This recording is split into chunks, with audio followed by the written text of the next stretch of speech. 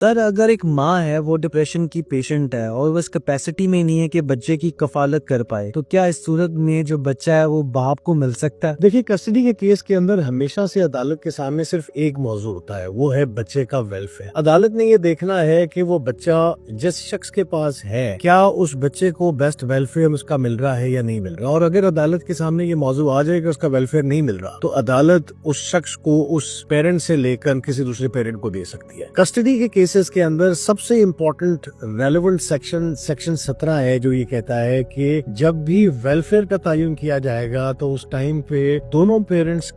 کی ایج، ان کا ریلیجن، ان کا جینڈر، ان کی کیپیسٹی، ان کا کریکٹر، یہ ساری چیزوں کو مروز خاطر رکھنا ہے۔ اب کیونکہ موضوع ڈپریشن ہے تو ڈپریشن کے لیے سیکشن 17 نے جو ورڈ کیپیسٹی رکھا ہے اس میں mental capacity, physical capacity, financial capacity, وہ بہت ساری چیزیں۔ اب ڈپریشن کے اندر اگر کوئی مینٹل کیپیسٹی کسی شخص کی افیکٹڈ ہے اور وہ بچے کو ویلفیئر نہیں دے پا رہا تو عدالت بالکل یہ اختیار رکھتی ہے کہ وہ ایک ایسے پیرنٹ سے جو کہ ایکیوٹ ڈپریشن کا پیشنٹ ہے، اس سے وہ بچہ لے کر باپ کے حوالے کر دے۔ اسلام آباد ہائی کورٹ میں ایک ایسا معاملہ پیش آیا ہوا ہے جس کے اندر ایویڈنس کے درمیان یہ اسٹیبلش کر دیا گیا باپ کی طرف سے کہ ماں ایک ایکیوٹ ڈپریشن کی پیشنٹ ہے اور اس نے خودکشی کی کوشش کی ہے، اور ایز سون ایز عدالت کے سامنے یہ موضوع آیا کہ ایک ایسی خاتون جو کہ مینٹلی سٹیبل نہیں ہے، جو کہ اپنے آپ کو نقصان پہنچا رہی ہے، وہ کل بچے کو بھی نقصان پہنچا سکتی ہے، اور یہ وہ وجہ بنی کہ عدالت نے وہ بچہ باپ کے حوالے کر دیا۔ لیکن ڈپریشن کو اسٹیبلش کرنا